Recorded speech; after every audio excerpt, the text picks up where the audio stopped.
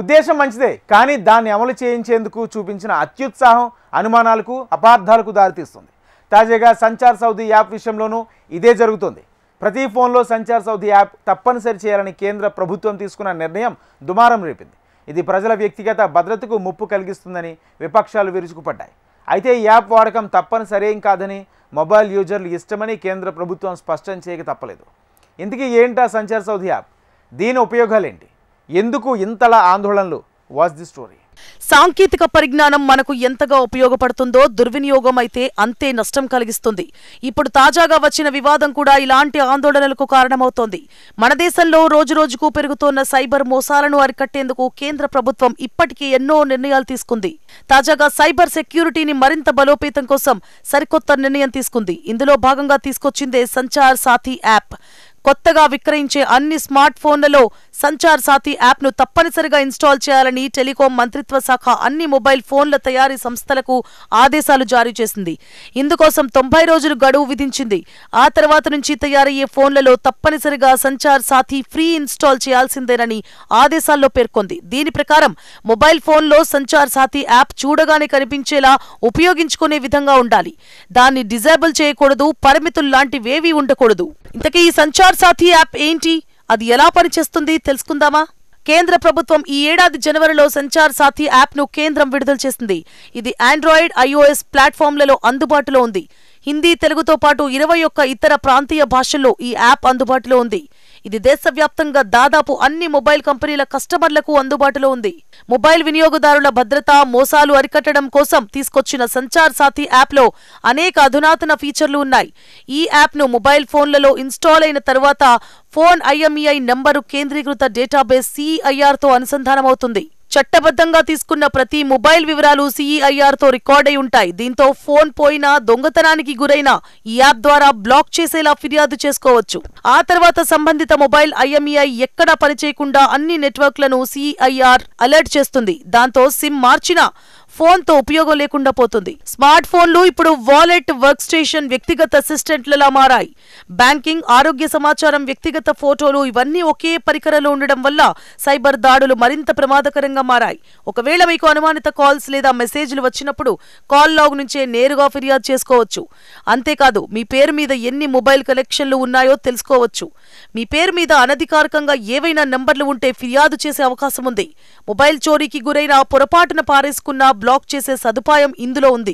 Mobile phone ప్రామాణికతను కూడా Sanchar Saathi app సాయంతో గుర్తించొచ్చు. ఇందుకోసం IMEI నంబర్తో సాయంతో గుర్తిస్తుంది. సెకండ్ హ్యాండ్ మొబైల్ కొనుగోలు చేసేటప్పుడు వినియోగదారులకు ఈ ఫీచర్ ఉపయోగపడుతుంది. అటు IMEI నంబర్ను ట్యాంపరింగ్ చేస్తే 3 ఏళ్ల వరకు జైలు శిక్ష, 50 లక్షల రూపాయల వరకు జరిమానా, 2 శిక్షలు విధించేలా టెలికమ్యూనికేషన్స్ చట్టం 2023ను కేంద్రం రూపొందించింది. అయితే సంచార్ సాథీ యాప్ విషయంలో భయాందోళనలు మొదలయ్యాయి. ఈ యాప్ను డిలీట్ చేయలేని విధంగా తప్పనిసరి చేయడం అంటే గోప్యత హక్కులను ఉల్లంఘించడమేనని పలువురు భావిస్తున్నారు. ఇది వినియోగదారుల స్వేచ్ఛను హరిస్తుందని వారి వాదన. వినియోగదారులు తమ మొబైల్ మీద నియంత్రణ కోల్పోయే ప్రమాదముందని, భవిష్యత్తులో ప్రభుత్వ పర్యవేక్షణ పెరిగే ప్రమాదముందని హెచ్చరిస్తున్నారు. దీనిపై డిజిటల్ హక్కుల సంఘాలు సైతం స్పందిస్తూ నెటిజన్లపై ఇది అధిక నియంత్రణగా అభివర్ణిస్తున్నారు. వ్యక్తిగత గోప్యత ప్రమాదంలో పడనుందనే ఆందోళనలు ఉన్నాయి. మరోవైపు తమతో సంప్రదింపులు జరపకుండా కేంద్ర ప్రభుత్వం ఈ ఆదేశాలు జారీ చేయడంపై మొబైల్ తయారీ పరిశ్రమ వర్గాలు ఆందోళన వ్యక్తం చేశాయి. యాపిల్, శాంసంగ్, షియోమి వంటి సంస్థలు యాప్పై స్పందించలేదు. సెల్ ఫోన్లను విక్రయించడానికి ముందే ప్రభుత్వ లేదా థర్డ్ పార్టీ యాప్లను ఇన్స్టాల్ చేయడాన్ని యాపిల్ కంపెనీ తీవ్రంగా వ్యతిరేకిస్తోంది. మరోవైపు సంచార్ సాథీ యాప్పై విపక్షాలు భగ్గుమన్నాయి. పార్లమెంట్ ఉభయ సభల్ని ఈ అంశం కుదిపేసింది. దేశంలో విక్రయించే అన్ని కొత్త స్మార్ట్ ఫోన్లలో సంచార్ సాథీ యాప్ను ప్రీ ఇన్స్టాల్ చేయాలంటూ కేంద్రం ఇచ్చిన ఆదేశాలపై విపక్షాలు మండిపడ్డాయి.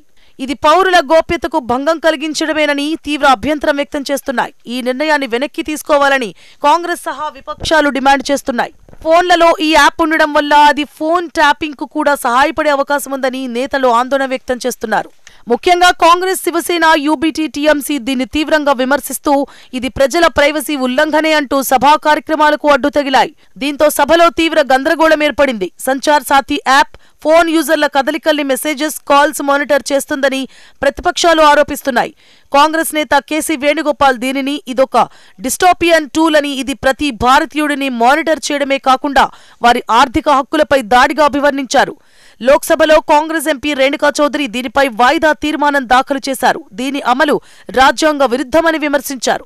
సంచార్ సాథీ యాప్ పై విమర్శలు వెల్లువెత్తుతున్న వేళ కేంద్రం స్పందించింది. సైబర్ మోసాలను నిరోధించేందుకు యాప్ ను తీసుకొస్తే ప్రతిపక్షాలు గొంతెందుకు చించుకుంటున్నాయని కేంద్ర సమాచార శాఖ మంత్రి జ్యోతిరాదిత్య సింధియా ప్రశ్నించారు.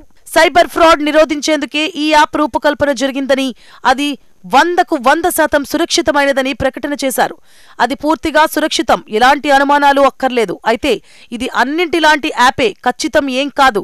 దీనిని ఉపయోగించడమా లేదా యాక్టివేట్ చేయడమా డియాక్టివేట్ చేయడమా అనేది వినియోగదారుల ఇష్టం. మా పని కేవలం యాప్ను అందరికీ పరిచయం చేయడం వరకే. ఇష్టం లేకుంటే వినియోగదారులు యాప్ డిలీట్ చేసుకోవచ్చు అని కేంద్రం తరపున టెలికాం మంత్రి స్పష్టత ఇచ్చారు. ఈ యాప్ ద్వారా 2024లో దాదాపు 22,800 కోట్ల ఆర్థిక మోసాలు జరగకుండా కాపాడాం.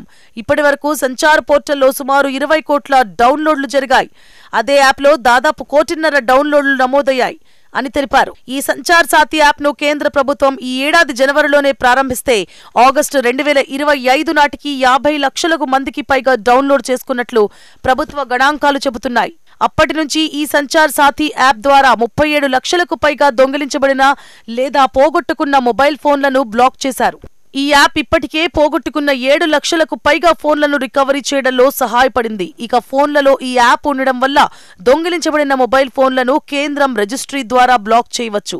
3 లక్షల మోసపూరిత కనెక్షన్లను తొలగించారు. మొత్తం మీద గమనిస్తే కేవలం అవగాహన లోపం కారణంగానే సంచార్ సాథీ యాప్ను అనుమానిస్తున్నారనేది సుస్పష్టం. ఈ అపోహలను దూరం చేయాల్సిన అవసరం ప్రభుత్వం మీద ఉంది. వాస్తవానికి మన మొబైల్ ద్వారా డేటాను దొంగిలించే యాప్స్ అనేకమున్నాయి. వీటిని ఓ కంట కనిపెట్టాల్సిన అవసరం చాలా ఉంది.